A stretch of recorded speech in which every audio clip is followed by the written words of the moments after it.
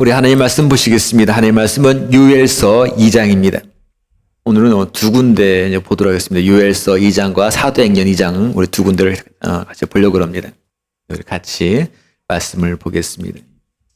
그 후에 내가 내 영을 만민에게 부어주리니 너희 자녀들이 장래일을 말할 것이며 너희 늙은이는 꿈을 꾸며 너희 젊은이는 이상을 볼 것이며 그때 내가 또 내 영을 남종과 여종에게 부어 줄 것이며 내가 이적을 하늘과 땅에 베풀리니 곧 피와 불과 연기 기둥이라. 아멘.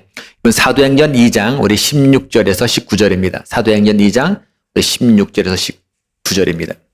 이는 곧 선지자 요엘을 통하여 말씀하신 것이니 일러스되 하나님이 말씀하시기를 말세에 내가 내 영을 모든 육체에 부어주리니 너희 자녀들은 예언할 것이요 너희 젊은이들은 환상을 보고 너희 늙은이들은 꿈을 꾸리라.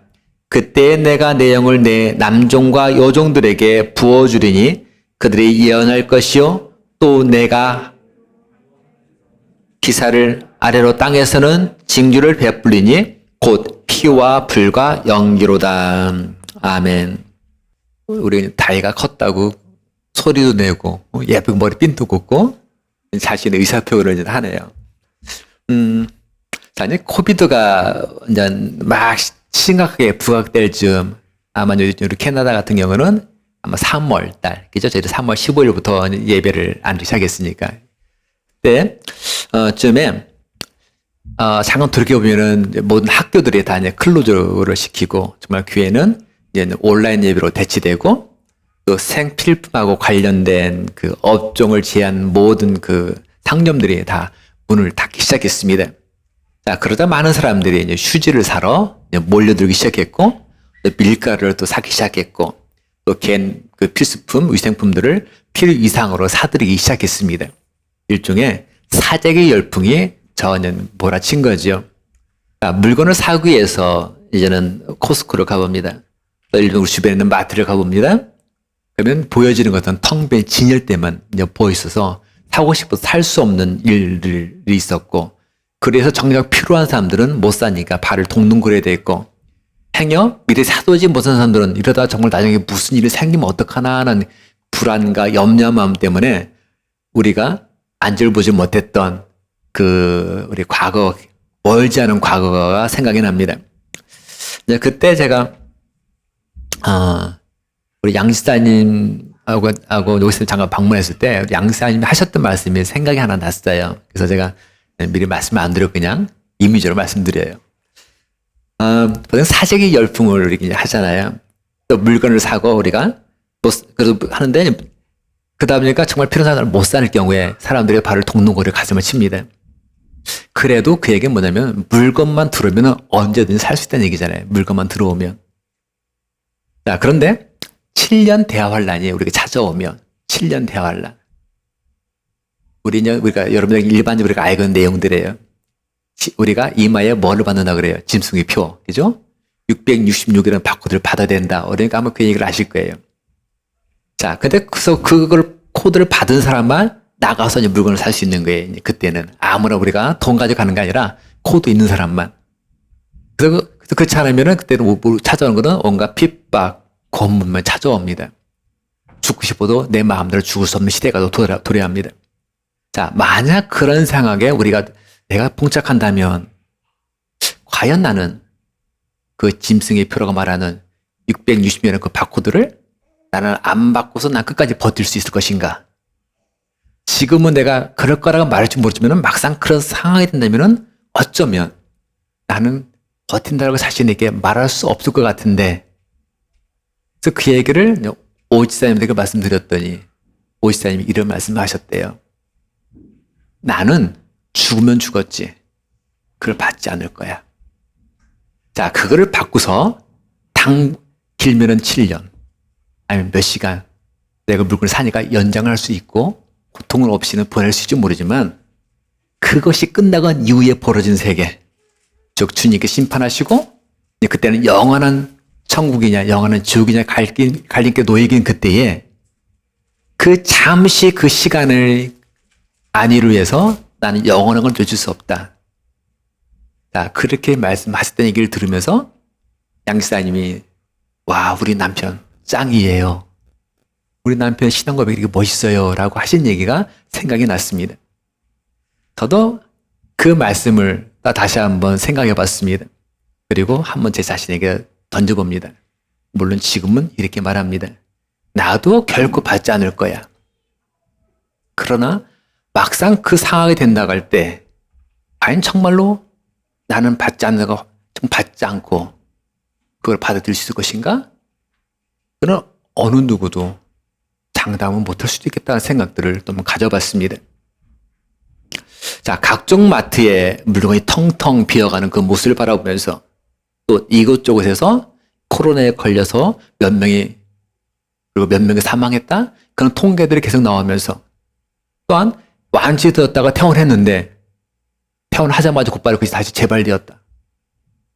그리고 어디 장기들이 와서 손상되었다. 그런 그 기사를 접하면서 또 미국에 있는 젊은이들이 코로나 파티를 열었는데 젊은이 걸려서 사망하면서 그 친구가 했던 말, 내가 참 어리석었습니다 하는 그런 고백들을 들으면서 우리들의 심리는 사실 왠지 모를 불안과 걱정으로 가득 채워져 가는 것을 보게 됩니다.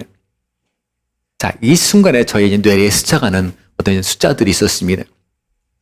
1982, 1992, 1999, 2012, 2019.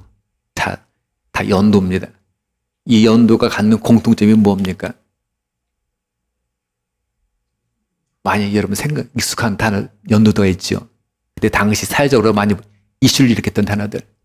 다들 뭐와 연관되어 있냐면은 말세, 종말과 연관된 연도들입니다. 1982년도에 1999년도에 지구가 종말한다. 그때 예수님이 온다. 그런 어떤 그 휴거 수동이 있었던 연도이기도 합니다. 자, 그리고 가장 최근에 있던 연도가 언제입니까? 물론 요즘도 있는지 몰라요. 근데 제가 찾아본 자료 중에서는 가장 최근이 2019년이에요. 그러니까 바로 작년이에요. 불과 얼마 전입니다. 2019년 12월 21일 날 이 지구는 각종 지진과 해일과 화산 활동을 해서 대재앙이 오고 그래서 일주일 뒤엔 12월 28일 날 지구는 완전 폭삭한다는 그 내용이 2019년에 있었더라고요. 그러니까 이거의 저자 몽테뉴라는 사람이 마지막 시간 2019년 책에서 한 내용이었고 그것이 이슈가 됐던 내용이 됩니다. 자, 근데 지금은 2019년 12월 28일을 몇 개월 지나서 우리는 지금 살고 있어요. 이렇게. 그죠? 아직 홍수가 일어나고 지진, 화산 폭발을 하고 있지만은 아직 지구가 멸망하고 그러지 않았다는 얘기예요. 우리는 호흡하고 있다는 얘기입니다. 자, 근데 참 재밌는 거는 자, 이런 연도에 대해서 이런 일들에 대해서 우리 같으면은 뭐야, 저 사람 정상이 아니야 라고 생각할 수 있을 것 같지만 의외로 이런 내용들에 대해서 현혹되어서 가정을 내팽개치는 사람들이 있고 자기가 다니던 직장, 학교를 다 그만두고 예수님 오시기만을 기다리는 사람들이 있더라는 얘기입니다. 또 작년에 MBC 뉴스에서 보도됐던 뉴스의 한 토막이 그게 있었는데 지구 종말이 온다고 9년간 나오지 않고 지하실에 숨었던 한 가족이 소개된 적도 있었습니다. 이해가 되십니까? 우리가 생각할 때 지성인이라면 상식이 있는 사람이라면 어떻게 그게 가능할까? 현혹되는 자체가 의구심생이고 믿어지지가 않습니다.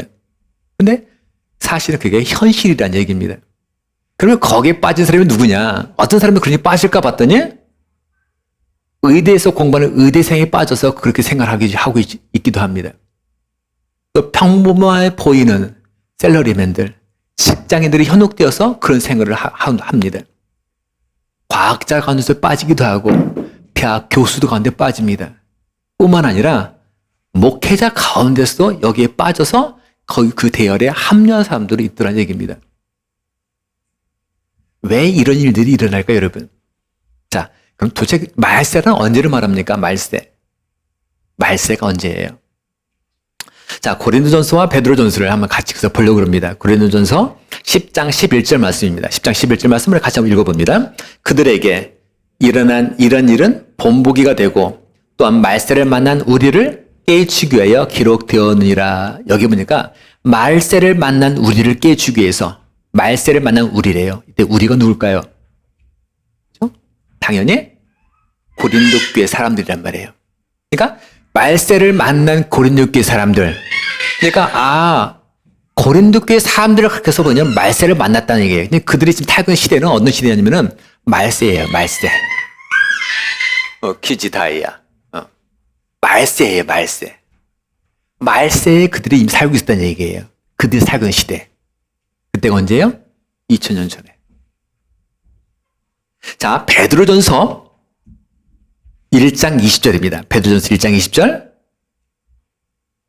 자, 다시 봅니다. 그는 창세전부터 미리 알린 바 되시니나 이 말세에 너희를 위하여 나타내신 바 되었으니. 자, 여기 말씀 보니까 창세라는 단어가 나오고 말세라는 단어가 나옵니다. 여러분, 창세와 말세는 표현이 완전히 정반대되는 표현 아닙니까? 창세는 처음이고 말세는 끝이잖아요. 그러니까 처음과 끝이 동시에 같이 나와요, 지금. 근데 창세 전에 누가 있었냐면은 그가 있어요. 그가 누구냐면은 그 앞에 19절, 18절 쭉 보면은 우리는 예수님을 말해요. 그러니까 예수님이 창세 전부터 계셨다는 얘기예요. 그러다가 이 말세에 너희를 위해 나타나셨는데, 네가 누가 나타나셨냐면은 바로 예수님이 우리를 위해 나타나셨는데, 그게 언제냐면 말세란 말이에요, 말세.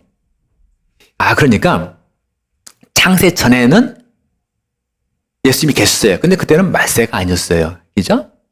근데 이 말세에 너희를 위하여, 이때 너희가 누구예요?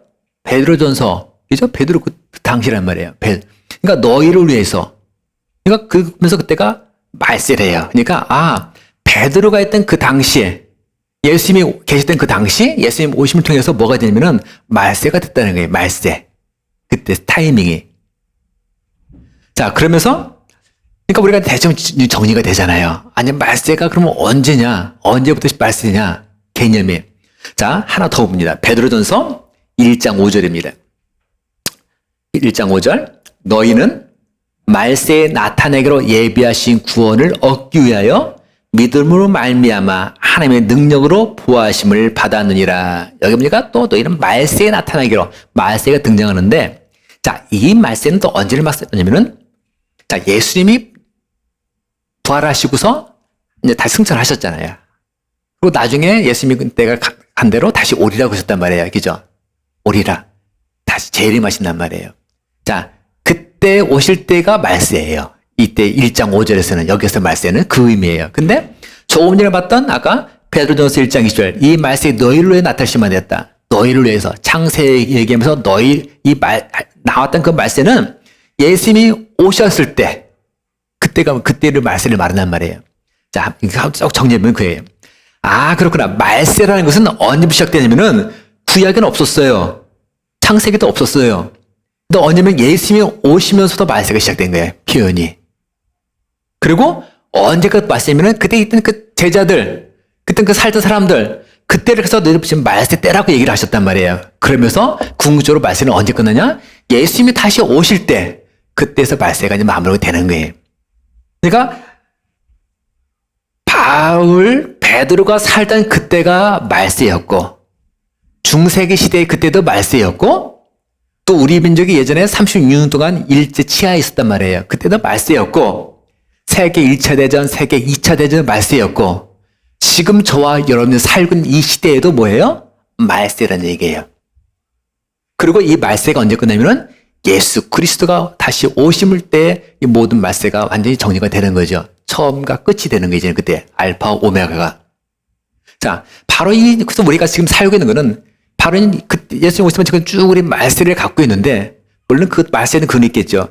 그 타이밍이 있겠죠. 말세가 좀 앞에가 있고 좀 후가 있겠고. 그러니까 우리는 2000년 뒤에 있으니까 우리가 생각하고 고백하기는 그래도 예수님이 오실 날이 점점 더 가까웠다. 이때보다는. 그죠?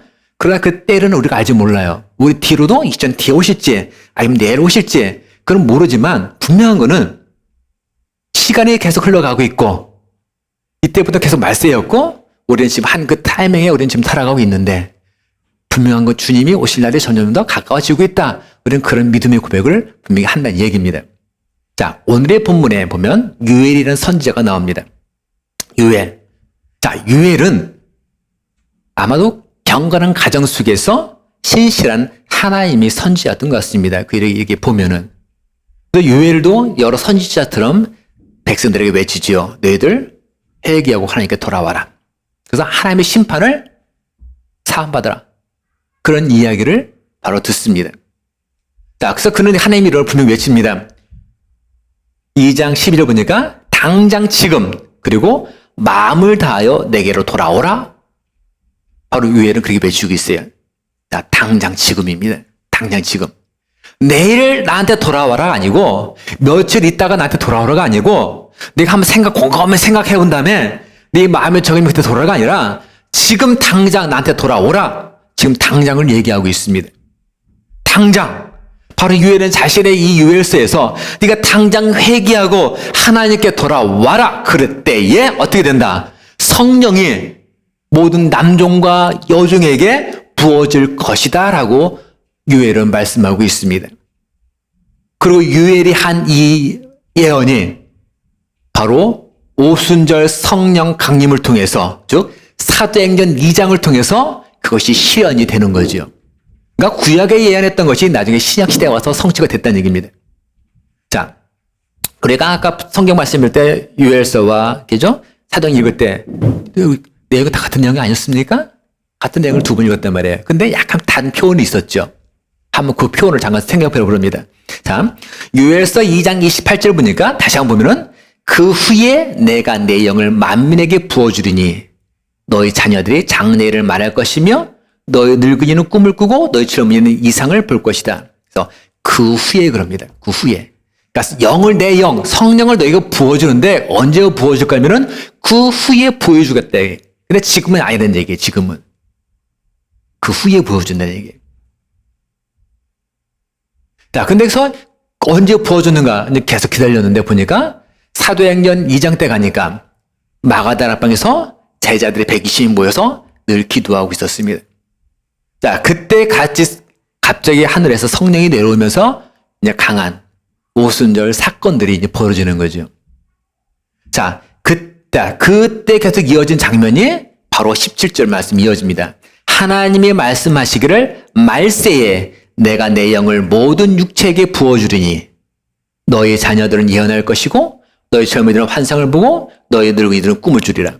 그러니까 말세에 내가 내 영을 부어줬다라고 기록하고 있어요. 말세에. 그러니까 사도행전 그때를 그래서 뭐냐면 말세라고 표현하고 있다는 얘기예요. 자, 이를 통해서 한번 정리해보면 그 얘기입니다. 자, 성령이 임했다는 것은 뭐를 의미합니까? 바로 그때가 말세라는 얘기예요. 성령이 임했던 자체가. 그러니까 성령이 임했다는 자체가 말세라는 얘기예요. 그러니까 말세에는 우리가 지금 말세에 살고 있잖아요. 그러니까 지금 우리는 어떻게 되는 거예요? 성령님을 통해서 능력이 주어진다는 거예요. 그러니까 바로 제자들이 그 자리에서 기도했던 제자들이 성령이 임하니까 방언도 하고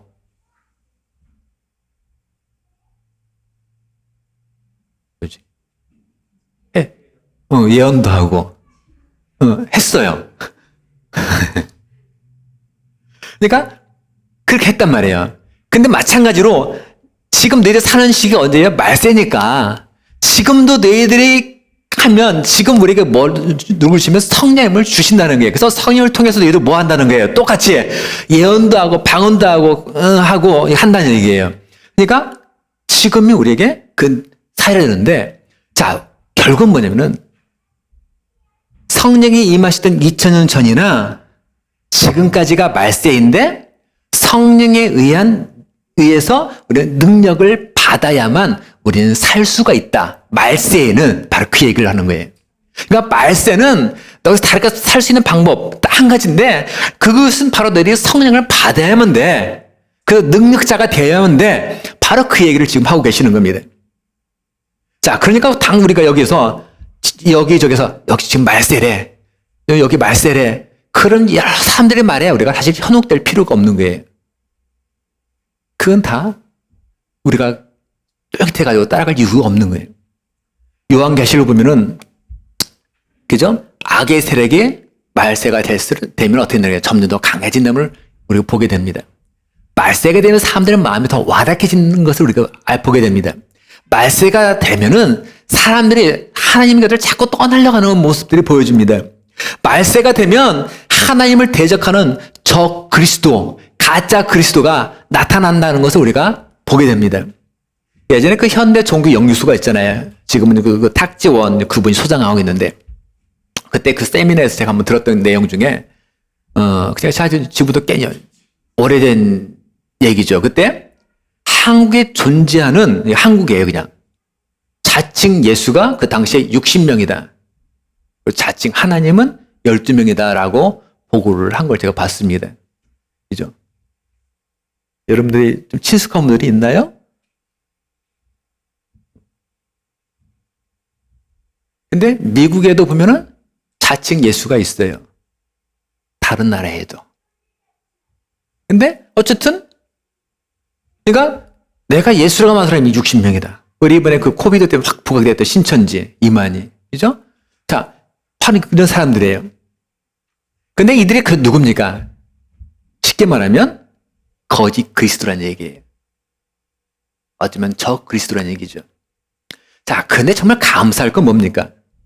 저기 가짜가 있다는 건 뭡니까? 진짜가 있다는 얘기 아닙니까? 참이 있다는 거 아닙니까?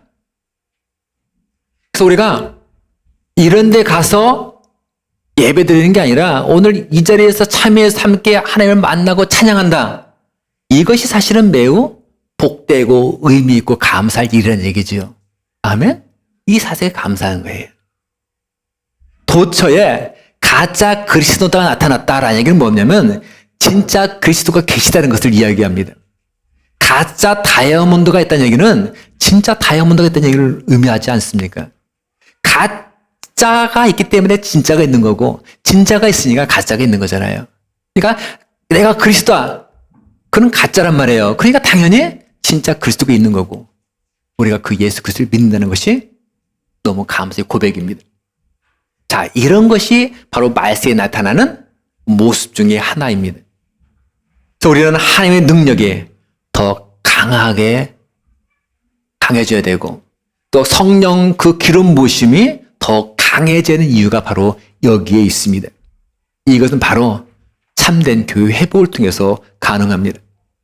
자, 보면 신약 시대가 도래하면은 나타나게 될 중요한 특징이 나옵니다. 사도행 2장 18절 말씀 보니까 그때 내가 내 영을 내 남종과 여종들에게 부어주리니 그들이 예언할 것이요. 예언한다.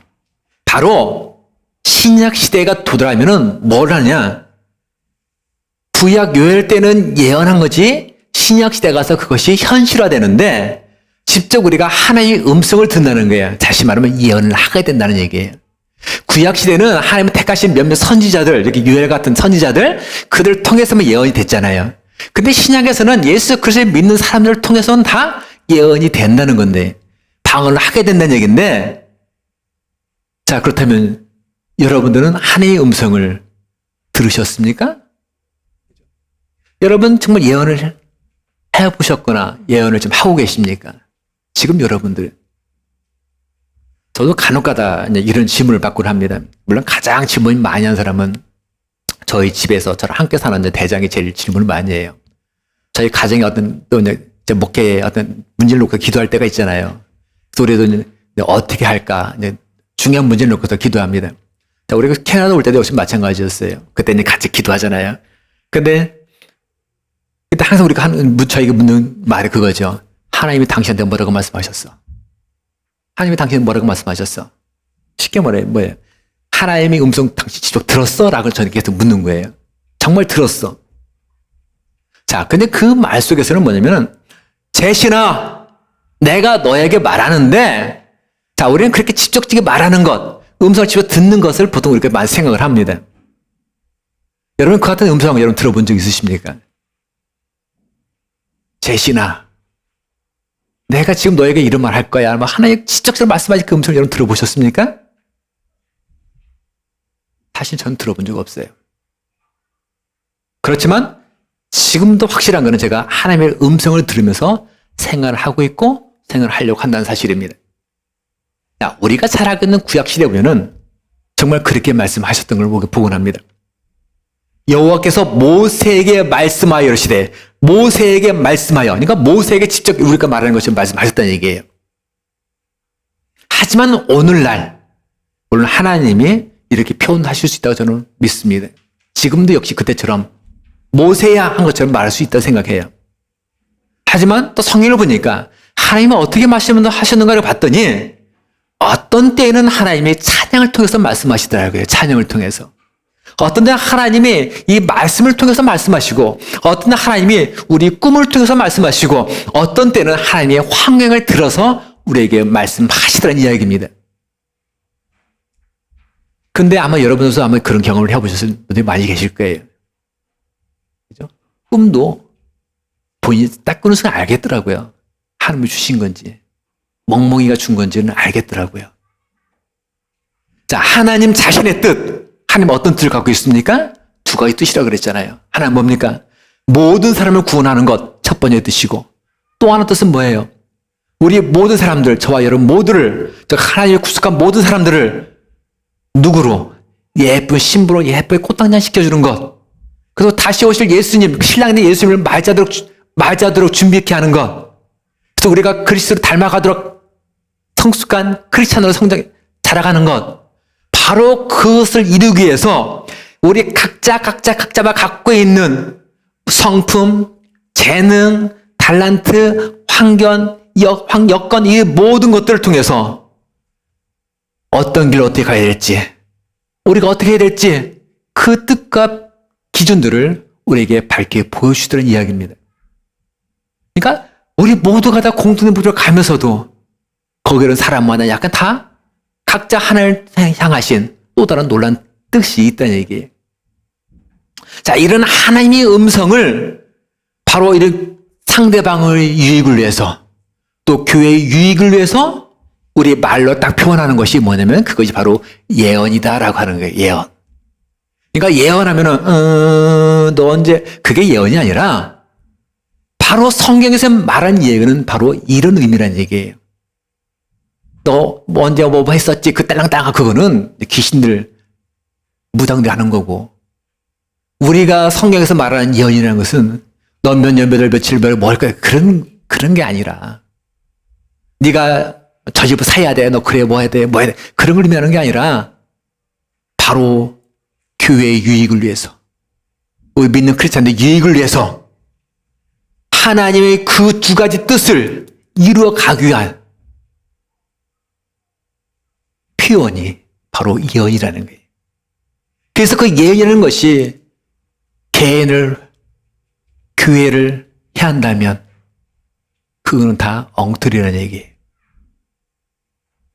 지금을 가리켜서 우리는 성령의 시대라고 합니다.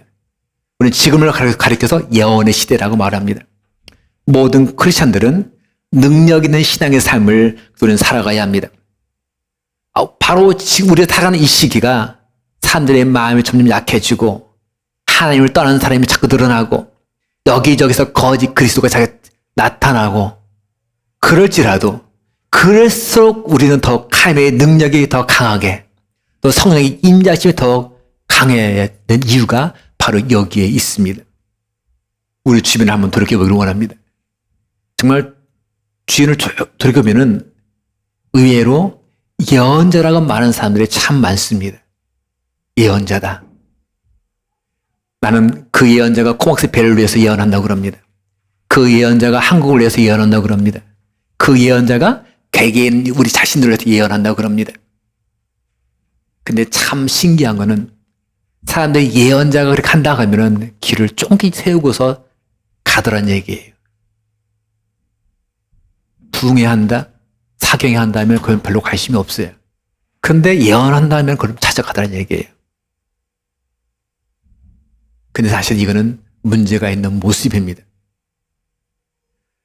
하나님이 우리 자신을 통해서도 그 능력을 성령으로 역사하시기 때문에 저와 여러분들을 동일하게 말씀하시기 때문입니다.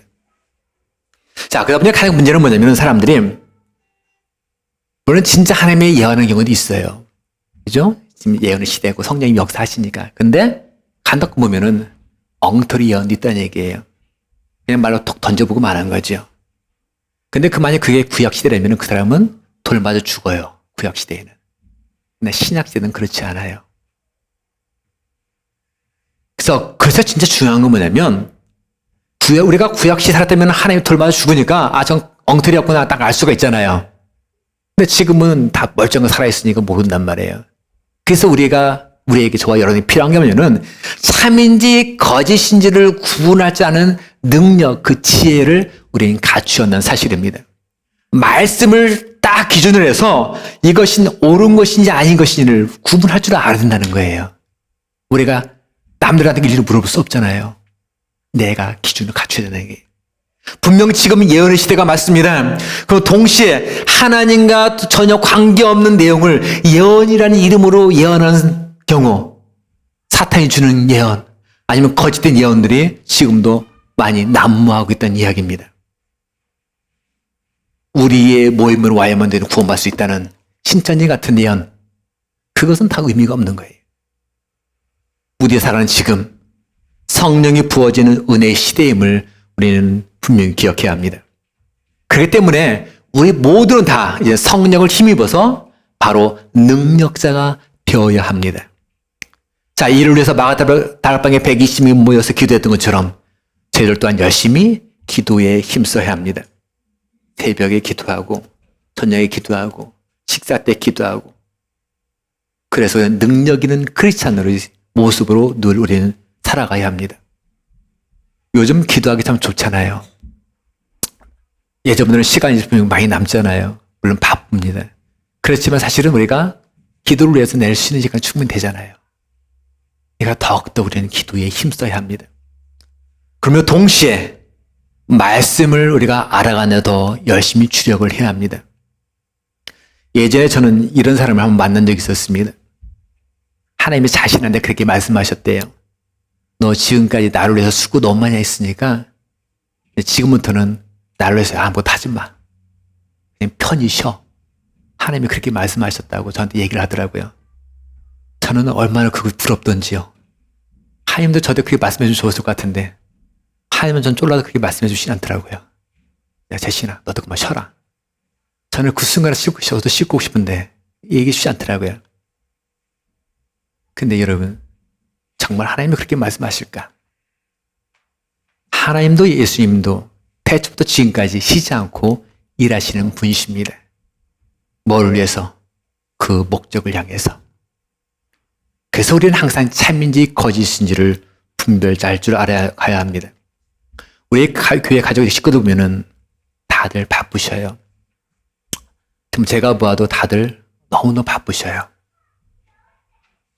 자, 그러다 보니까 항상 저들 마음속에 안타까움이 생겨요.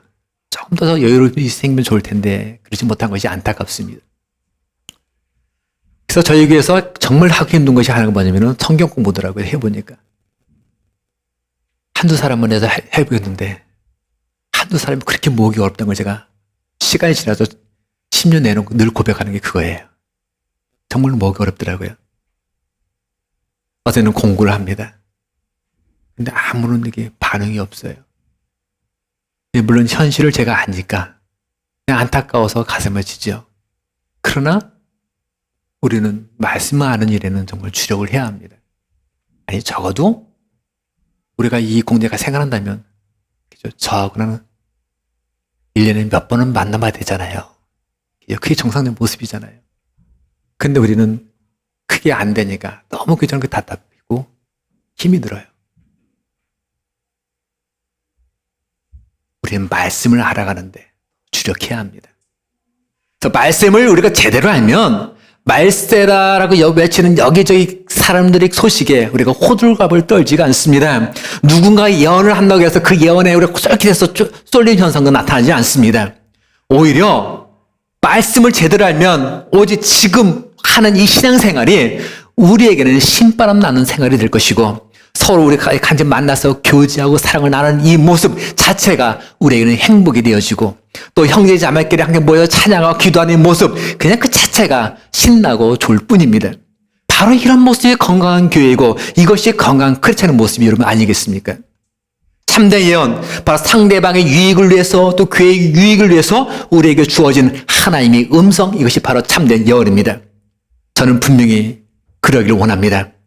여기 아닌 우리 모든 공동체 식구들, 지금도 또 방송을 통해서 함께 예배 참여하는 모든 공동체 식구들 모두가 다 이와 같은 예언을 하기를 주님의 이름으로 축원을 드립니다. 때로는 하나님의 음성을 듣는 진정한 능력자, 진정한 주님의 제자가 되기를 주님의 이름으로 간절히 축원을 드립니다. 성령님의 그 임재를 통해서 우리 모두가 예언을 하고 하나님의 음성을 듣는 신실한 크리스찬, 그 우리 말세를 가장 행복하고 신바람 나게 신앙생활하는 저 여러분들이 되시기를 주님의 이름으로 축원드립니다.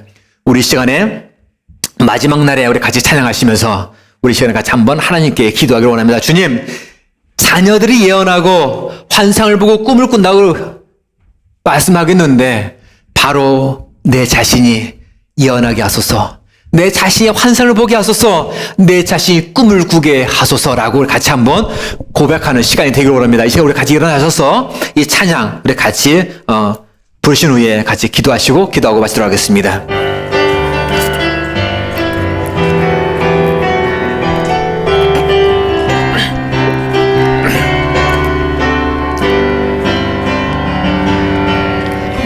하지만 나를 내가 나의 영으로 모든 백성에게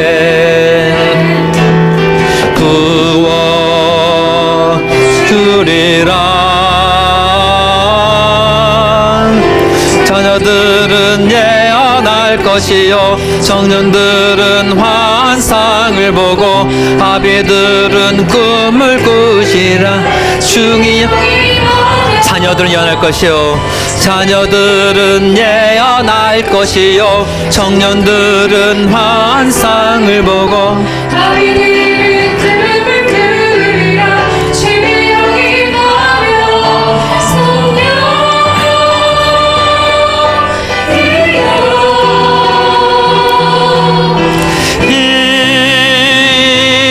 임하소서. 성령이여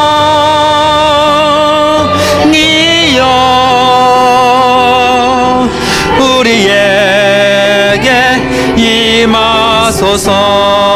우리 시간 한번 같이 기도하곤 합니다. 주님, 말세 특별히 성령이 우리에게 임하셔서 우리가 예언하게 하소서, 우리가 환상을 보게 하소서, 우리가 꿈을 꾸게 하소서. 그래야 능력 있는 삶, 능력 있는 크리스천 삶을 우리가 이 시기에 살아가게 하옵소서. 우리 시간 함께 주님께 간구하는 시간 갖기를 원합니다. 같이 한번 기도하시겠습니다. 아버지 하나님이여 감사합니다.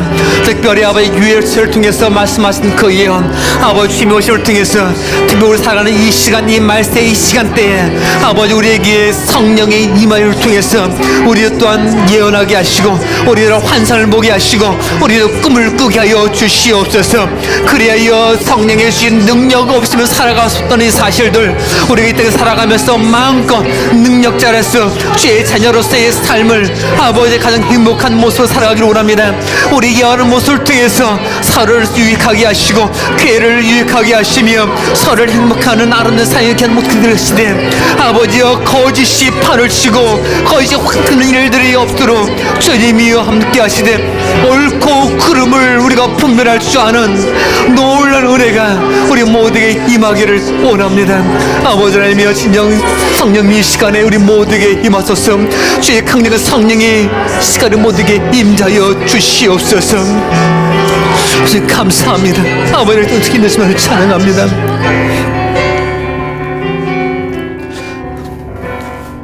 이제는 우리 주 예수 그리스도의 은혜와 하나님 아버지의 극진하신 사랑과 성령님의 감독이 너 역사하심이 오늘 이 자리에 나와서 말세의 지말에 성령님이 우리에게 강력하게 임재하셔서 우리가 예언하게 하시고 환상을 보게 하시고 꿈을 꾸게 하셔서